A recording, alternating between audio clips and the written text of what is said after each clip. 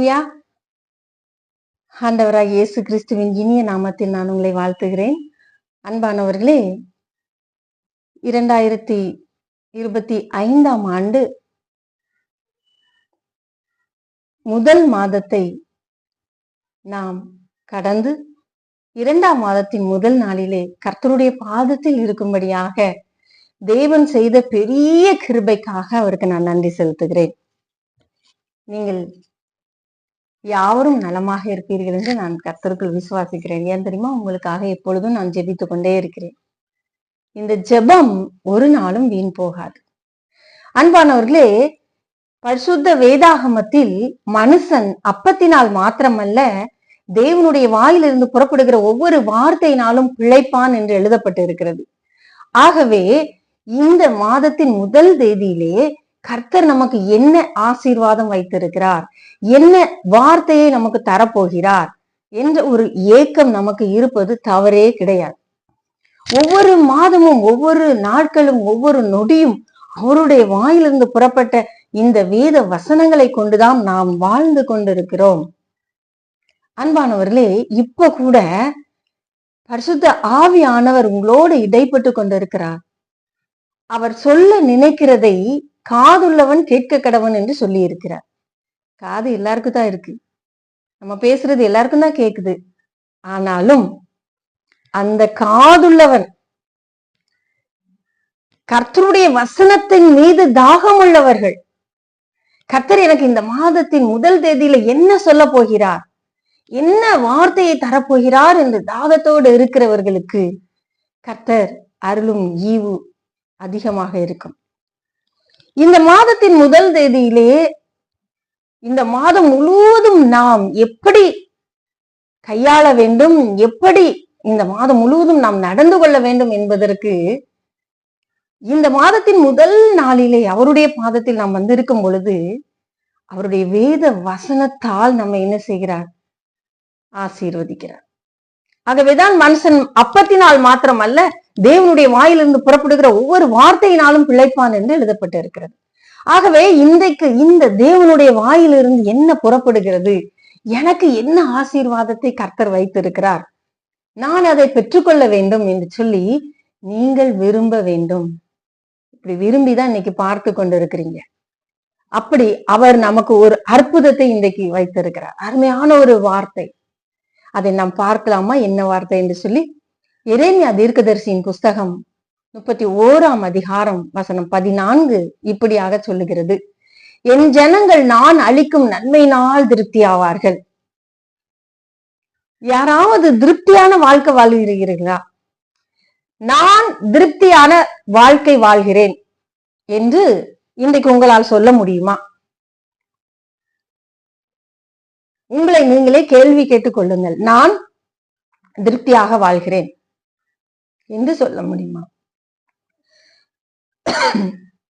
இந்த கேள்வியை நமக்கு நாமே இன்றைக்கு நாம் கேட்டுக்கொள்ள போகிறோம்.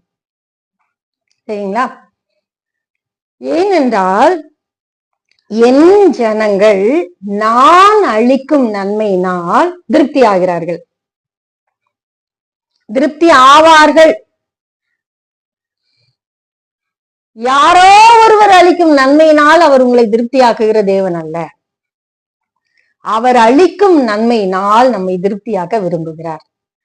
நாம் அவருடைய பிள்ளைகளாய் இருக்கும் பொழுது அவர் நமக்கு கொடுக்கிற நன்மையினால் நம்மை திருப்தியாக்க விரும்புகிறார். புரியுதா? இப்ப அவர் என்ன சொல்லுகிறார், அவர் என்ன நமக்கு தர இருக்கிறார், அவரிடத்திலிருந்து என்னென்ன நன்மைகள் நமக்கு கிடைத்து நாம் திருப்தியாக வாழ முடியும், இதைத்தான் இந்த மாதத்தின் முதல் தேதியிலே நாம் கர்த்தருடைய பாதத்திலிருந்து கற்றுக்கொள்ள போகிறோம். ஒருவேளை இந்த செய்தியை இதுவரைக்கும் கேட்டுறாத, இது எனக்கு புரியல அப்படின்னு நீங்க நினைச்சிருந்தீங்கன்னா இன்னைக்கு நல்லா தெளிவா கேட்டுக்கொள்ளுங்க. ஏன் தெரியுமா? இன்னைக்கு அநேகருடைய வாழ்க்கை திருப்தியற்ற நிலையில தான் இருக்கு. நான் ஒரு திருப்தியான வாழ்க்கை வாழ்கிறேன் என்று யாராலையும் சொல்ல முடியாத ஒரு சூழ்நிலையில இருக்கிறது. வீட்டிற்குள்ளே போவோம் என்றால் ஒன்று மனைவிக்கு வியாதி, அல்லது கணவருக்கு வியாதி, அல்லது பிள்ளைகளுக்கு வியாதி, அல்லது ஏதோ ஒரு குறை, கடன் பிரச்சனை, குழந்தை இல்லாம இருக்குது, கல்யாணம் ஆகாம இருக்குது, வீடு கட்டி அந்த கடன் அடைக்க முடியாம இருக்குது, வேலை வாய்ப்பு இல்லாம இருக்குது, பண பிரச்சனையில இருக்குது, நிம்மதி இல்ல, ஒரு நல்ல படிப்பு இல்ல, ஏதோ ஒரு குறை இன்றைக்கு நம்முடைய வீடுகளிலே காணப்படுகிறது. முழுவதுமாக நம்மால் ஆசீர்வாதத்தை பெற்றவர்களாக இருக்க முடியவில்லை. பரிசுத்த வேதாகமத்தில் கர்த்தர் சொல்லுகிறார், என் ஜனங்கள் நான் அளிக்கும் நன்மையினால் திருப்தி ஆவார்கள். அவர் நமக்கு கொடுக்கிற அந்த நன்மையை நாம் பெற்றுக் கொள்வோமே, ஆனால் நாம் திருப்தியான வாழ்க்கை வாழ முடியும். புரிகிறதா? இப்ப அதுக்காக தான் அவர் நம்மை அவருடைய ஜனமாக வைத்திருக்கிறார். நாம் அவருடைய பிள்ளைகளாக இருக்கிறோம். நாம் அவருடைய பிள்ளைகளாக இருந்தும் ஏன் நமக்கு இந்த குறைபாடுகள் வந்து கொண்டிருக்கிறது? ஏன் என்னுடைய வீட்டில் இன்றைக்கும் தரித்திரம் இருந்து கொண்டிருக்கிறது? ஏன் என்னுடைய வீட்டில் இன்றைக்கு வியாதி வந்து கொண்டிருக்கிறது? ஏன் எனக்கு இல்லாக இப்படி குறைபாடுகளோடு நான் வாழ்ந்து கொண்டிருக்கிறேன்? இந்த கேள்வியை இன்றைக்கு நீங்கள் உங்களுக்கும் எனக்கு நானும் கேட்டுக்கொள்ள வேண்டும். இந்த கேள்வி நாம் கட்டாயம் கேட்க வேண்டும். ஏன்னா கர்த்தர் சொல்லுகிறார், என் ஜனங்கள் நான் அளிக்கும் நன்மையினால் திருப்தி ஆவார்கள் என்று சொல்லுகிறார். அவருக்கு நம்மை திருப்தியான வாழ்க்கையில நடத்த வேண்டும் என்பதுதான் ஆசை. ஆகவேதான் லேவியராகமம் 25ஆம் அதிகாரம் 19ஆம் வசனத்தில் இப்படியாக சொல்லப்பட்டு இருக்கிறது, நீங்கள் திருப்தியாய் சாப்பிட்டு சுகமாய் குடியிருப்பீர்கள். லேவியராகமம் 26:5 இதே வார்த்தை சொல்லப்பட்டு இருக்கிறது. நீங்கள் திருப்தியாய் சாப்பிட்டு சுகமாய் குடியிருப்பீர்கள். இந்த திருப்தியான வாழ்க்கை வாழ வேண்டுமானால் நான் என்ன செய்ய வேண்டும்? அவர் எனக்கு தருகிறதை நான் எப்படி பெற்றுக்கொள்ள முடியும்? தேவனுடைய கரத்தில் இருந்து திருப்தியான வாழ்க்கை கிடைக்கிறது. தேவனுடைய கரத்தில் இருந்து வருகிறது. அப்ப நான் ஏன் அதை பெற்றுக்கொள்ளவில்லை? நான் ஏன் இவ்வளவு மாதங்களாக, இவ்வளவு வருடங்களாக நான் ஏன் இப்படி தரித்திரத்தில் இருக்கிறேன்? நான் ஏன் இந்த கஷ்டத்தில் இருக்கிறேன்? நான் ஏன் வேதனைப்பட்டு கொண்டு இருக்கிறேன் வியாதியிலும் வறுமையிலும்? இதை நாம் யோசிக்க வேண்டும் பிரியமானவர்களே. ஏன் நான் பெற்றுக்கொள்ளவில்லை? ஏன் எனக்கு என்ன குறை வந்தது? நான் எதிலே குறைபட்டு போனேன்? நான் எந்த காரியத்துல இன்றைக்கு தேவன் அளிக்கிற நன்மையை பெற்றுக்கொள்ளாமல் நான் திகைக்கிறேன் என்பதை நாம் இன்றைக்கு தியானிக்க போகிறோம். அதை நாம் தெளிவாக புரிந்து கொள்ள வேண்டும். அன்பானவர்களே, ரேஷன் கடைக்கு போகிறோம். ஒரு சிறிய எளிய நடைமுறையில் நான் உங்களுக்கு அதை விளக்க விரும்புகிறேன். ரேஷன் கடைக்கு போகிறோம். நாம் 4 பேர் போகிறோம் என்று வைத்துக் கொள்ளுங்கள். 3 பேருக்கு சரியான பொருட்கள் கிடைத்து விட்டது. உங்களுக்கு ஒரு பொருள் கிடைக்கவில்லை. மிச்ச எல்லாரும் சொல்றாங்க, எங்களுக்கு எல்லாமே வாங்கிட்டோம். அப்படியா? எனக்கே அவங்க அதை தரல. குறிப்பாக ஒரு எண்ணெய் பாக்கெட் என்று வைத்துக் கொள்வோம். வந்த 3 பேருக்கும் எல்லாமே கிடைச்சிட்டு, அந்த எண்ணெய் பாக்கெட்டும் அவங்களுக்கு கிடைச்சிட்டு, நீங்க மட்டும் போயிட்டு உங்களுக்கு அது கிடைக்கல. அப்போ ஏன் எனக்கு இதை தரவில்லை என்று சொல்லி நாம என்ன செய்வோம்? கடைக்காரர் இடத்துல போய் கேட்போம். அண்ணாச்சி, நாங்க 4 பேர் வந்தோம் இல்லையா, எங்க 4 பேருக்கு நீங்க ஒன்னா தானே தந்திருக்கணும். ஆனா ஏன் எனக்கு மட்டும் என்ன பாக்கெட்டு தரல? நம்ம கேட்போமா? கேட்க மாட்டோமா? ஆனால் இன்றைக்கு தேவன் அருளுகிற ஈவு எல்லாருக்கும் ஒன்று போலதான் இருக்கு, சமமானதுதான். அவர் பார்ஷியாலிட்டி பாக்குற தேவன் கிடையாது. ஒருத்தருக்கு ஒண்ணு கொடுத்துட்டு ஒருத்தருக்கு ஒண்ணு கொடுக்க மாட்டேன்னு சொல்ல மாட்டாரு. ஆனால் ஏன் எனக்கு அது கிடைக்கவில்லை? என்னைக்காவது உட்கார்ந்து யோசிச்சிருக்கிறீங்களா? தேவன் சொல்லுகிறான், என் ஜனங்கள் நான் அளிக்கும் நன்மையினால் திருப்தி ஆவார்கள் என்று சொல்லி. ஆனா நான் இங்க திருப்தியா இல்லையே. அதற்கு என்ன காரணம் என்று யோசித்திருக்கிறீர்களா? அந்த காரணத்தை தான் இன்றைக்கு நாம் பார்க்க போகிறோம். தேவன் எப்படி நம்மை திருப்தி ஆக்குகிறார் என்று சொல்லி. முதலாவது சங்கீதம் 90:14 இப்படியாக சொல்லுகிறது, நாங்கள் எங்கள் வாழ்நாள் எல்லாம் களி கூர்ந்து மகிழும்படி காலையிலே எங்களை உமது கிருபையினால் திருப்தியாக்கும். காலையிலே, அதிகாலையிலே எங்களை உம்முடைய கிருபையினால் திருப்தியாக்கும். அன்பானவர்களே, வாழ்நாள் முழுவதும் களி கூர்ந்து மகிழும்படிக்கு அதிகாலையில் எங்களை திருப்தியாக்கும். ஒரு நாள் 2 நாள் அல்ல, வாழ்நாள் முழுவதும் நான் திருப்தியாக வாழ வேண்டும் என்று விரும்புகிறேன் என்று சொல்லுவீர்களே. ஆனால் இந்த வசனம் சொல்லுகிறபடி அதிகாலையில் அவருடைய கிருபையினால் திருப்தியாக வேண்டும். அதிகாலையில் கர்த்தருடைய கிருபையினால் நாம் திருப்தியாக வேண்டும். இப்படி அதிகாலையில் நாம் திருப்தி ஆவோமே, ஆனால் வாழ்நாள் முழுவதும் நாம் களி கூர்ந்து மகிழும்படி அவர் செய்கிறார். ஹல்லேலூயா. சிலர் எழுந்திருக்கும் போதே ஏன் தான் விடியுதோ, இன்னைக்கு என்ன கிழமையும் தெரியாது, ஒண்ணும் தெரியாது, மணி எத்தனை அதுவும் தெரியாது. எழுந்திருக்கும் போது டைம் கூட நமக்கு என்ன செய்ய மாட்டேங்குது, தெரிய மாட்டேங்குது. ஏனாதானு எந்திரிக்கணும், ஏனாதானு இருக்கிறோம், ஏனாதானு வேலைக்கு போறோம், ஏனாதானு. இப்படி இருந்தா எப்படி கர்த்தருடைய கிருபை நமக்கு கிடைக்கும்? அவருடைய கிருபையை அதிகாலையில் வாஞ்சிக்க வேண்டும். ஆகவேதான் பரிசுத்த வேதாகமம் சொல்லுகிறது, அதிகாலையில் என்னை தேடுகிறவர்கள் கண்டடைகிறார்கள் என்று சொல்லி. பகலின் குளிர்ச்சியான வேளைகளிலே ஆதாமோடும் ஏவாளோடும் உலாவின தேவன் இன்றைக்கு உங்களோடும் என்னோடும் உலாவ வேண்டும் என்பதற்காக சிலுவையிலே தன்னுடைய ஜீவனை கொடுத்து தேவாலயத்தின் திரைச்சீலை மேல் தொடங்கி கீழாக 2ஆக கிழிந்தது என்று எழுதப்பட்டிருக்கிறது. ஏங்க, அவர் செத்து அடுத்த செகண்ட் நடந்தது என்னது? அவர் மரித்த அடுத்த செகண்ட் நடந்தது என்னது? தேவாலயத்தின் திரைச்சீலை மேல் தொடங்கி கீழாக 2ஆக கிழிந்தது. எதுக்கு? உங்களுக்குள்ள எந்த மீடியேட்டரும் வேண்டாம். அன்றைக்கு ஆசாரியர்கள் இருந்தாங்க, நம்ம டைரக்டா கர்த்தர் இடத்துல போக முடியாது. மகாபரிசுத்த ஸ்தலம் இருக்கப்பட்டது. ஆனால் இன்றைக்கு அப்படி அல்ல. நாம் தேவனோடு டைரக்டா உறவாடுகிற ஒரு அனுபவம் நமக்கு கிடைக்கப்பட்டிருக்கிறது. எவ்வளவு பெரிய பாக்கியம்! அந்த நாட்கள்ல வாழ்ந்தவங்களோட இந்த நாட்கள்ல வாழுகிற நாம் எவ்வளவு பெரிய பாக்கியத்தை பெற்றவர்கள் தெரியுமா? அவரோடு கூட இந்த ஐக்கியத்தை நாம் பெற்று இருக்கிறோமே. உங்களுக்கும் எனக்கும் இடையில யாரும் தேவையில்லை. நீ டைரக்டா என்கிட்ட வந்து பேசணும், நான் உன்னோடு உளவாடணும், நான் உன்னோடு ஐக்கியமாக இருக்க வேண்டும், உன்னோடு கூட நான் என்னுடைய திட்டங்களை தெளிவாக உனக்கு நான் போதிக்க வேண்டும். அவர் சொல்றாரு, எந்த ஒரு ரகசியத்தையும் அவர் மறைக்க மாட்டேன் என்று சொல்றாரு. நம்மளோடு கூட ரகசியங்களை கூட அவர் பகிர்ந்து கொள்ளுவார். அந்த அளவிற்கு நம்முடைய தேவன் நம்மோடு உறவாட விரும்புகிறார். ஆகவேதான் வசனம் தெளிவாக சொல்லுகிறது, நாங்கள் எங்கள் வாழ்நாள் எல்லாம் களி கூர்ந்து மகிழும்படி, சாதாரண மகிழ்ச்சி இல்ல, களி கூர்ந்து மகிழும்படி காலையிலே எங்களை உமது கிருபையினால் திருப்தியாக்கும். காலையிலே எங்களை உமது கிருபையினால் திருப்தியாக்கும். அதிகாலையில் நாம் ஜெபிக்கிற அனுபவத்தை வைத்திருப்போமே. ஆனால் சொல்லுவாங்க சிலர், காலையில யாரு மூஞ்சில முழிச்சிட்டு வந்தனோ, எனக்கு ஏன் இப்படி நடக்குது அப்படிம்பாங்க. நீங்க முழிக்க வேண்டியவங்க மூஞ்சில முழிச்சாதானப்பா. சங்கீதம் 17:15 எவ்வளவு அழகாக சொல்லுகிறது, நான் விழிக்கும் போது உமது சாயலால் திருப்தியாவேன். அப்படின்னா என்ன? படுத்திருக்கும் போதும், நான் உறங்கிட்டு இருக்கும் போதும் என் ஆத்மா உம்மோடு உறவாடுது. நான் யாரோடு உறவாடுறேன்? ராத்திரி யாரோடு உறவாடுறோம்? இரவும் பகலும் நாம் யாரோடு உறவாடுகிறோம்? அப்ப காலையில நாம விழிக்கும் போது அவருடைய சாயலால் நான் திருப்தி ஆவேன் அப்படின்னு சொல்லி சங்கீதக்காரன் சொல்லுகிறதை பார்க்கிறோம். இன்னைக்கு நீங்களும் நானும் அதிகாலையில் எழும்பும் பொழுது யாருடைய சாயல்ல திருப்தி ஆகிறோம்? அதிகாலையில் கர்த்தருடைய கிருபையை நாம் பெற்று இருக்கிறோமா? யோசித்து பாருங்க. இந்த வாழ்நாள் முழுவதும் நான் களி கூர்ந்து மகிழ வேண்டும் என்றால் அதிகாலையில் தேவனோடு உறவாடுகிற அனுபவம் நமக்கு வேண்டும். அப்படியானால் இரவு படுக்கும் போதும் கூட நான் அவரோடு உறவாடி கொண்டிருப்பேன். நான் தூங்கினாலும் சொப்பனத்தில் அவரோடு கூட உறவாடி கொண்டிருப்பேன். நான் எழுந்தாலும் நான் அவரோடு கூட உறவாடுவேன். அதிகாலையில் நான் அவரை தேடுவேன். அதிகாலையில் அவரை தேடும் பொழுது எனக்கான எல்லாவற்றையும் நான் கண்டடைகிறேன். நேர்த்தியான பங்கு அதிகாலை வேளையில எனக்காக கொடுக்கப்பட்டிருக்கிறது. அவர் அவருடைய கிருபையினால் நம்மை திருப்தியாக்குகிறார். ஆகவே அன்புக்குரியவர்களே, நீங்களும் நானும் அந்த அனுபவத்திற்குள்ளாக வர வேண்டும்.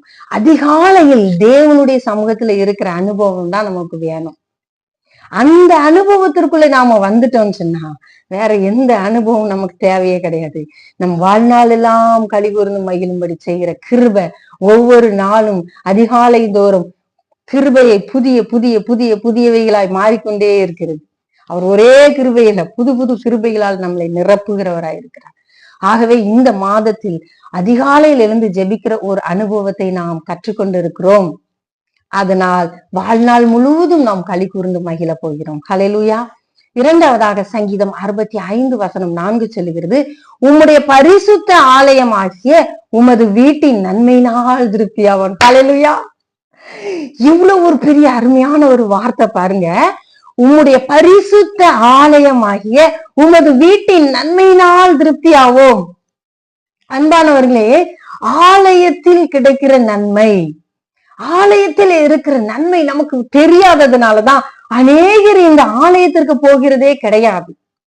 நாம் ஆலயத்திற்கு போய் இருந்து அவருடைய பிரசன்னத்தால் நிரப்பப்படும் பொழுது எல்லா நன்மையினாலும் நாம் நிரப்பப்படுகிறோம் என்பதை மறந்து போகவே கூடாது. ஏன் தெரியுமா? அங்கதான் கண்மலையின் தேன் கிடைக்கிறது. கண்மலையின் தேன் அங்க இருக்கிறது. அடிக்கப்பட்ட ஆட்டுக்குட்டியானவருடைய தேன் அங்க இருக்கு. கண்மலையின் வெடுப்பிலே வைத்து நம்மளை பாதுகாக்கிறவராய் இருக்கிறார். அந்த தேன் தான் வசனம். வேத புஸ்தகத்தை குறித்து தான் நான் சொல்லிட்டு இருக்கிறேன். அந்த வார்த்தை எலும்புகளை நினமுள்ளதாக்குகிறதா இருக்கிறது. நம்முடைய ஆத்மாவுக்குள்ள போய் போய் அதை ஜீவன் உள்ளதாக்குகிறதா இருக்கிறது. நோய் இல்லாமல் வாழ உதவி செய்கிறது. ஏனென்றால் தேவனுடைய பிரசன்னத்தை நாம் நாடும் பொழுது, அவருடைய பிரசன்னத்திற்குள்ள வரும் பொழுது, அந்த வசனம் நமக்குள்ள வேறு ஊன்ற நம்முடைய வாழ்க்கையில் செழிப்பாக மாறுகிறது. ரொம்ப சந்தோஷமா நாம இருக்கிறோம், ரொம்ப ஆரோக்கியமா நாம இருக்கிறோம். அந்த ஆலயத்தின் நன்மையினால் கர்த்தர் நம்மை திருப்தியாக நடத்துகிறார். எத்தனை பேர் அதை அனுபவிக்கிறீங்கன்னு எனக்கு தெரியல. ஆலயத்திற்குள்ள போகும்பொழுது தேவனுடைய பிரசன்னம் நம்மை ஆட்கொள்ளுகிறது. ஆலயத்துல இருந்து வருகிற கண்மலையின் தேனினால் நாம் திருப்தியாக்கப்படுகிறோம். அருமையான ஒரு பாடல் நான் எழுதி இருக்கிறேன், இன்னும் அது வெளியிடல. ஆனா நானும் எனக்குள்ளவே பாடிக்கிட்டு இருப்பேன். தேனாகவும் வசனம் தேவிட்டாமல் இனிக்கின்றதே, தேடி தேடி வாசிப்பேனே தினந்தோறும் என் வாழ்விலே, வேத புஸ்தகமே தேவ வார்த்தை அதுதானே, ஜீவ புஸ்தகமே ஜீவன் பெற செய்வதுவே, தேனாகவும் வசனம்.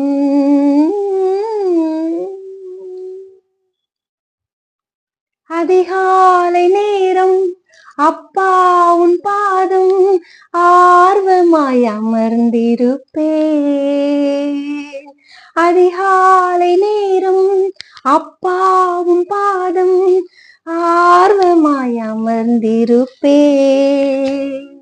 இப்படி பாடிக்கிட்டே இருக்கலாம். இப்படி ஒரு பாட்டு ஏசப்பா கொடுத்தாங்க. 5-6 வருஷம் ஆயிட்டு அது அப்படியே டைரியில இருக்கு. சரி, அதுக்கு ஒரு நேரம் வரும் கட்டாயமாக அதை ரிலீஸ் பண்றதுக்கு, இல்லையா? தேவன் கிருபை செய்வார். அன்பானவர்களே, தேவனுடைய வீட்டின் நன்மையினால் நம்மை நிரப்புகிறார். பரிசுத்த ஆலயத்திற்குள்ள எல்லா சுகம், ஆரோக்கியம், நன்மை அங்கதாங்க இருக்கு. அங்கதான் இருக்கு. அங்கு போய் அதை நாம் சுதந்திரித்துக் கொள்ள வேண்டும். அவருடைய வசனம் நம்மை உயிர்ப்பிக்கிறதா இருக்கிறது. அவருடைய வசனம் நம்மை குணமாக்குகிறதா இருக்கிறது. சொல்லுகிறாரு, என்னுடைய வசனத்தை அனுப்பி அவனை குணமாக்குவேன். அங்க வசனம் எங்கே கிடைக்கிறது? பரிசுத்த தேவனுடைய ஆலயத்தில் கிடைக்கிறது. அங்கே நாம் சென்று அந்த வசனத்தை உட்கொள்ளும் பொழுது நாம் பலனுள்ளவர்களாக மாறுகிறோம். பாருங்க, 3ஆவதாக ஒரு வார்த்தை இருக்கிறது. சங்கீதம் 91:16, நீடித்த நாட்களால் அவனை திருப்தியாக்கி என் ரட்சிப்பை அவனுக்கு காண்பிப்பேன். நீடித்த நாட்களால் அவனை திருப்தியாக்கி. இன்னைக்கு அநேகர் பாதி வயதுல மரித்து போகிறார்கள். பாதி வயதுல கேன்சர், பாதி வயதுல வரக்கூடாத நோய், பாதி வயதுல ஆக்சிடென்ட் ஆகிறது, பாதி வயதுல மரித்து போகிறவர்கள் அநேகரா இருக்கிறார். அதனால்தான் பக்தன் தாவீது இப்படியாக சொல்கிறார், என்னை பாதி வயதுல எடுத்துக்கொள்ளாதிரும் என்று சொல்லி. அன்பானவர்களே, இப்ப கூட நீடித்த நாட்களால் நம்மை திருப்தி ஆக்குகிற கர்த்தர். அவர் சொல்லுகிறார், இடையில நான் உன்னை விட்டுட்டு போறக்கு வரல, நித்திய ஜீவனை நீங்கள் சுதந்திரிக்கும் வரைக்கும் நான் உங்களோடு இருக்கிறேன் என்று சொல்லுகிறார். அவர் ஜெபிக்கும் பொழுது கூட, கர்த்தாவே, பிதாவே, நீர் தந்தவர்கள் ஒருவரையும் நான் இழந்துடக்கூடாது. அவர் சொன்னதை பாத்தீங்களா யோவான்ல? அவர் அப்படியே அங்கலாய்க்கிறார். அந்த யூதாஸ் காரியத்துக்காக கூட அவருடைய உள்ளம் அங்கலாய்க்கிறத நம்ம பார்க்க முடியுது. அப்படியே அவருடைய சீசர்களை பாக்குறாரு. அப்படியே மேய்ப்பு இல்லாத மந்தைய போல இருக்கிற ஜனங்களை பாக்குறாரு. எல்லாரையுமே அவர் பார்த்துட்டு, இவங்களெல்லாம் எனக்கு தந்தாங்க, இங்க எங்க அப்பா தந்தாங்க, இவங்களை நான் இழந்து போக கூடாது, ஒருத்தரை கூட நான் இழந்து போக கூடாது என்று சொல்லி அவருடைய உள்ளம் அப்படியே அந்த ஜெபத்தை செய்கிறது. ஆகவே நீங்களும் நானும் இந்த தேவனுடைய வார்த்தையினால ரட்சிக்கப்பட்டு இருக்கிறோம். கர்த்தரை நாம் தெய்வமாக கொண்டிருக்கிறோம். இப்படிப்பட்ட நாம் இடையிலே வழி விலக்கி போக அவர் விடுவாரா? அதனாலதான் ஒரு உவமை அவர் சொன்னார். ஒருத்தருக்கு 100 ஆடு இருந்தது. அந்த மேய்ப்பன் இரவு வேளையிலே ஆடுகளை ஒன்றொன்றாக எண்ணி அடைத்து கொண்டிருக்கும் பொழுது ஒரு ஆட்டை காணும். 99 ஆடுகள் நிமித்தம் அவன் மகிழ்ச்சி அடையவில்லை. காணாமல் போன ஒரு ஆட்டை தேடி அவர் அலைந்தார். உங்களுக்கே தெரியும், இந்த சம்பவம் எல்லாருக்குமே தெரியும். சின்ன வயசுல இருந்து சண்டே கிளாஸ்ல இருந்து நீங்க கேட்டிருப்பீங்க. இந்த 99 ஆட்டை குறித்து அவர் மகிழ்ச்சி அடையவில்லை. காணாமல் போன உங்களுக்காக எனக்காக அவர் அழுது கொண்டிருக்கிறார். என் புள்ள காணாம போயிட்டானே, அழகா சர்ச்சைக்கு வந்துட்டு இருந்தான், ஒழுங்கா என்ன தேடிட்டு இருந்தான், அவனுக்கு நான் நித்திய ஜீவனை வச்சிருக்கிறேன், அங்க வரைக்கும் நான் அவனை காப்பாத்தி கொண்டு போகணுமே, இன்னைக்கு என் பிள்ளை சபையில வரலையே, சர்ச்சைக்கே வரலையே, என்னை ஆராதிக்கலையே, என்னை தேடலையே என்று சொல்லி அவர் உங்களை தேடி வருகிறார். காணாத ஆட்டின் பின்னே கர்த்தர் கண்ணீருடன் அலைந்தார், அன்போடு உன்னை அழைக்கின்றாரே, இன்றே திரும்பி நீ வா. முள்ளும் புதரும் காடும் மலையும் உள்ளும் உடைந்தே சுதேடுகின்றார், சிற்றின்ப சேற்றில் நீ சிக்கினதால் சாத்தான் வலையில் நீ சிறையாகினாய். காணாத ஆட்டின் பின்னே கர்த்தர் கண்ணீருடன் அலைந்தார், அன்போடு உன்னை அழைக்கின்றாரே, இன்றே திரும்பி நீ வா. இன்னைக்கு வந்துடுறீங்களா? இன்னைக்கு வந்துடுறீங்களா? நீங்க ஏமா சர்ச்சைக்கு போகாம இருக்கீங்க? நல்லா தானே போயிட்டு இருந்தீங்க. பாஸ்டரை பார்க்காதீங்க, பாஸ்டர் அம்மாவை பார்க்காதீங்க, அங்க இருக்கிற விசுவாசிகளையும் பார்க்காதீங்க. நீங்க சபைக்கு போறது எதுக்காக? உங்களோட ஆசீர்வாதத்துக்காக. அந்த சபைக்கு போங்க. ஒருவேளை உங்களுக்கும் பாஸ்டருக்கும் ஏதாவது மனஸ்தாபங்கள் இருந்தா சாரி கேளுங்க, மன்னிச்சுக்கங்க பாஸ்டர், நான் இனி ஒழுங்கா சபைக்கு வர்றேன்னு சொல்லுங்க. சபைக்கு நீங்க போறதுனால பாஸ்டருக்கு லாபம் கிடையாது, நமக்கு தான் லாபம். அங்க போனா தேவனுடைய பிரசன்னம் இருக்கு, தேவனுடைய வார்த்தை இருக்கு, தேன் அங்கதான் இருக்கு, கண்மலையின் தேன். அந்த தேனினால நம்மளை திருப்தியாக்க விரும்புகிறார். அங்க போகாம நீங்க இருக்கிறீங்களம்மா, அப்படி செய்யலாமா? ஏதோ ஒரு சின்ன பிரச்சனை சபையில வரத்தான் செய்யும், எல்லா சபையிலும் இருக்கத்தான் செய்யுது. பிரச்சனை இல்லாத வீடே கிடையாது, பிரச்சனை இல்லாத சபையே கிடையாது. ஆனா அதுக்காக நம்ம தேவனுடைய ஆலயத்துக்கே போக மாட்டேன்னு இருந்தா எப்படி? அங்கதானே ஆசீர்வாதம், அங்கதானே சுகம், அங்கதானே தீர்க்காயுசு. பிளர்ந்ததாம் பாறையே நின்னில் ஞான் மறையட்டே, பிளந்ததாம் பாறையே நின்னில் ஞான் மறையட்டே, சங்கேதமே എനിക്കാനന്ദമേ നിന്നിൽ ചാരിടുന്നവർക്ക് ആശ്വാസമേ, നിന്നാത്മബലം എനിക്കാനന്ദമേ, പിളർന്നതാം പാറയേ നിന്നിൽ ഞാൻ മറയട്ടെ. அங்க அந்த கண்மலையின் வெடிப்பிலே நான் மறைஞ்சு இருக்கிற வரைக்கும் இந்த துஷ்ட மிருகங்கள் நம்மளை தொடவே முடியாது, நோய் நம்மளை நெருங்கவே முடியாது. ஆவியானவர் அவருடைய கரத்தில் வைத்து நம்மளை பாதுகாக்கிறார். அன்பானவர்களே, அவர் இந்த மாதத்தில் உங்களோடு சொல்ல சொன்னது அதுதான், என் ஜனங்கள் நான் அளிக்கும் நன்மையினால் திருப்தி ஆவார்கள். அந்த திருப்தியான ஒரு வாழ்க்கையை நாம் மிஸ் பண்ணவே கூடாது. இன்றைக்கே நம்ம ஒப்பு கொடுப்போம். ஒன்று, அதிகாலையில் நான் என்ன செய்வேன்? கர்த்தரை தேடுவேன். அதிகாலையில் நான் எழுந்திருக்கும் போது அவர் சாயல்ல நான் திருப்தி ஆவேன், அவருடைய கிருபையை நான் பெற்றுக்கொள்வேன். வாழ்நாள் முழுவதும் நான் மகிழ்ந்திருக்க வேண்டுமானால் அதிகாலையில் நான் அவரை தேட வேண்டும். இரண்டாவதாக, உம்முடைய பரிசுத்த ஆலயமாகிய உமது வீட்டின் நன்மையினால் நான் திருப்தி ஆவேன். ஆலயத்தை தேடுவேன், ஆலயத்தை தேடுவேன். எப்படி அதிகாலையில் உங்களுடைய சமூகத்தை தேடி உங்களுடைய கிருபையின் புது கிருபையை நான் பெற்றுக்கொள்கிறேனோ, அது போல உங்களுடைய ஆலயத்தை நான் தேடுவேன். ஈக்குவலா நான் தேடுவேன். ஆலயத்துக்கு சும்மா ஞாயிற்றுக்கிழமை மட்டும்தான் போக வேண்டியதில்லை. எப்பவும் நான் ஆலயத்தினும் தாவீது சொல்லுகிறேன், நான் சும்மா ஆகாமிய கூடாரத்துல உட்கார்வதை காட்டிலும் கர்த்தருடைய ஆலயத்தின் வாசற்படியில காத்திருக்கிறது கூட எனக்கு பரவாயில்ல. அங்க கதவு பூட்டி இருந்தாலும் பரவாயில்ல, நான் வாசற்படியில இருந்துட்டு போருவேன் அப்படின்பாரு. அன்பானவர்களே, நமக்கு தேவையில்லாத இடத்துல எல்லாம் போய் போய் உட்காந்து மணிக்கணக்கா கதை அடிக்கிறோம். அதெல்லாம் நிறுத்திட்டு, அதான் ஆகாமிய கூடாரம். நம்ம நேர போகணும். எங்க? சபைக்கு, உங்க சர்ச்சுக்கு போங்க, சந்தோஷமா ஆராதிச்சு பாடுங்க. சபை நடக்குதோ நடக்கலையோ, உள்ள போய் ஜெபிச்சு ஆண்டவரை ஆராதிச்சு அதுல இருக்கிற சுகத்தையும் பலத்தையும் பெற்றுக்கிட்டு வாங்க. மூன்றாவதாக, நீடித்த நாட்களால் அவனை திருப்தி ஆக்குவேன்னு கர்த்தர் சொல்லி இருக்கிறார். நீடித்த நாட்கள் நமக்கு கிடைக்கணும். கர்த்தாவே பாதி வயதில் என்னை எடுத்துக்கொள்ளாதிரும். ஜெபிக்கணும். சரி, அவ்வளவுதான், நான் சாக போறேன் அப்படின்லாம் நம்ம சாவுக்கு ஒப்பு கொடுக்க கூடாது. மரணத்துக்கு நம்ம நாமே ஒப்பு கொடுக்க கூடாது. நான் பரலோகத்துக்கு போகணும், புரியுதா? நான் மட்டும் இல்ல, என்னோடு கூட இருக்கிறவர்களையும் கூட்டிட்டு போகணும். நீ ஆயத்தப்படு, உன்னோடு கூடின கூட்டத்தை ஆயத்தப்படுத்த, நீ அவர்களுக்கு காவலானால இருந்து சொல்லி இருக்கிறார். நம்ம கிட்ட எத்தனை பேர் இருக்காங்களோ அவங்களெல்லாம் என்ன செய்யணும்? அப்படியே பரலோகத்துக்கு கொண்டு போற பாக்கியத்தை நாம பெற்றுக்கணும். அவங்கள காவல் காக்கணும். அவங்க எப்படி இருக்காங்க, சர்ச்சுக்கு வராங்களா வரலையா? நான்லாம் ஊழியம் செய்ய முடியாது, அது பாஸ்டரோட வேலை, எனக்கு அதெல்லாம் தெரியாது அப்படின்னா நம்ம என்ன செய்யக்கூடாது, இருக்கக்கூடாது. நான் பெற்றுக்கொண்ட சந்தோஷம் மற்றவர்களும் என்ன செய்யணும்? பெற்றுக்கொள்ளணும். அந்த நன்மையை அவர்கள் பெற்றுக்கொள்ளணும்.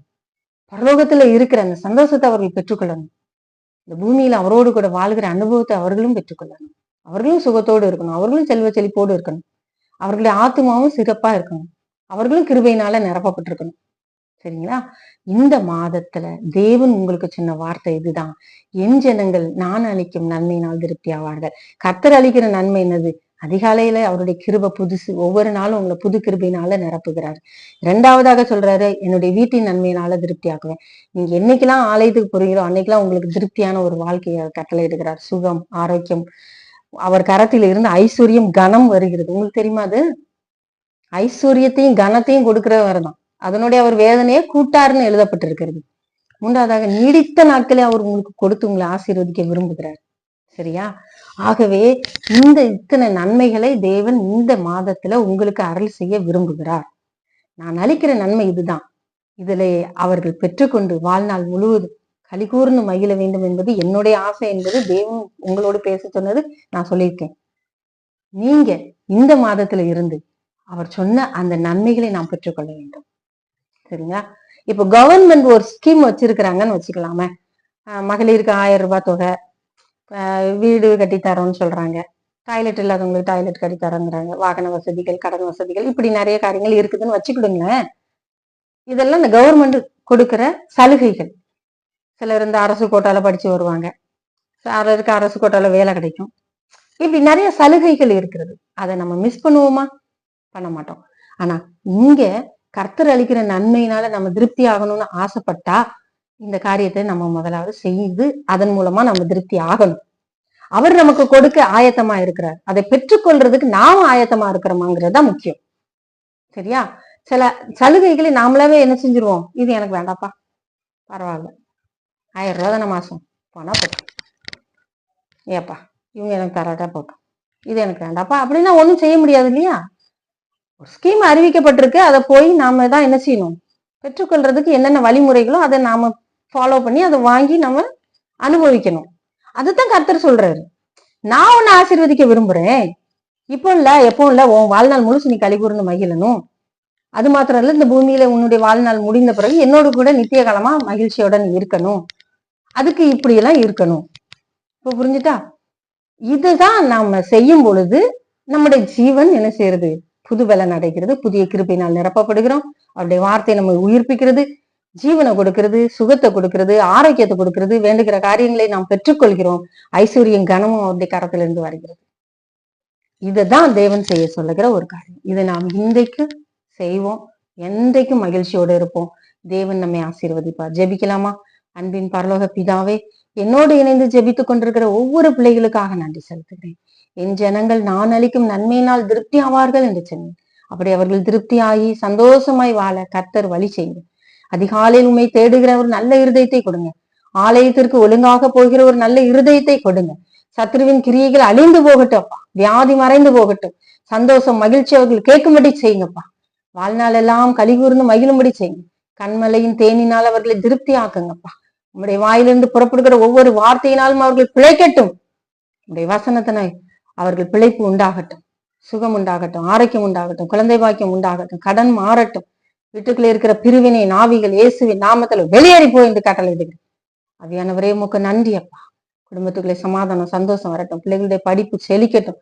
தேவையில்லாத வீண் குழப்பத்துக்குள்ள இருக்கிற பிள்ளைகளோடு அதிலிருந்து வெளியே வரட்டும். கெட்ட பழக்க வழக்கங்களிலிருந்து வெளியே வரட்டும் அப்பா. அவையானவரை யார் யார் ஹாஸ்பிட்டல்ல வீடுகள்ல சுகவீனத்தோடு பலவீனத்தோடு எனக்கு இந்த வியாதி ஏன் வந்துச்சுன்னு தெரியல, இதுல இருந்து எனக்கு விடுதலை கிடையாதா என்று அழுது கொண்டிருக்கிற ஒவ்வொரு பிள்ளைகளுக்காக நான் செபிக்கிறேன். வியாதியை உன்னை விட்டு விலக்குவேன் என்று சொன்னீரப்பா. உங்களுடைய ஆலயத்தின் நன்மையினால் அவர்களை திருப்தியாக்குவேன்னு சொன்னீங்க. நீடித்த நாட்களால் அவர்களை திருப்தியாக்குவேன்னு சொன்னீங்க. திருப்தியாக்கி வழிநடத்தும்படியா உங்களுடைய கரத்திலேயே ஒப்பு கொடுக்குறீங்க. யார் யார் வேலை வாய்ப்புக்காக காத்திருக்கிறார்களோ, யார் யார் அவங்களுடைய கடன் பிரச்சனை மாற வேண்டும் என்று அழுது கொண்டிருக்கிறார்களோ, யார் யார் இன்றைக்கு எங்களை கர்த்தர் ஆசீர்வதிக்க மாட்டாரா, இந்த மாதத்தின் முதல் தேதியில ஆண்டவருடைய பாதத்துல வந்திருக்கிறேனே, இன்றைக்காவது ஒரு அற்புதம் நடந்து விடாதா என்று அழுது கொண்டிருக்கிற ஒவ்வொருவரையும் கர்த்தருடைய கரத்திலே ஒப்பு கொடுத்து செபிக்கிறேன். ஒவ்வொருவருக்கும் அவர்களுடைய தேவைகளை சந்தித்து ஆசீர்வதிப்பீராக உங்களுடைய தூய கரத்துக்களை ஒப்பு கொடுக்கிறேன். கவலைகள் மறந்து மகிழ்ச்சியாய் வாழ வழி செய்யுங்க. உங்களுடைய இரத்தத்தினால் அவர்களை சுத்திகரித்து பரிசுத்தப்படுத்தி அவர்கள் தேவைகள் சந்திக்கப்படட்டும். ஆசீர்வதி இயேசுவின் நாமத்தில் ஜெபிக்கிறோம் நல்ல பிதாவே, ஆமேன். ஹல்லேலூயா. அன்பானவர்களே, உங்களுக்காக நான் தொடர்ந்து ஜெபிக்க இருக்கிறேன். திரையில் காண்கிற இந்த நம்பர்ல நீங்க என்னோடு கான்டாக்ட் பண்ணி ஜெபித்து கொள்ளலாம். நேரில் பார்க்க விரும்புகிறவர்கள் வந்து ஜெபித்து கொள்ளலாம். கர்த்தர் உங்களை ஆசீர்வதிப்பாராக. ஆமேன். அல்லேலூயா.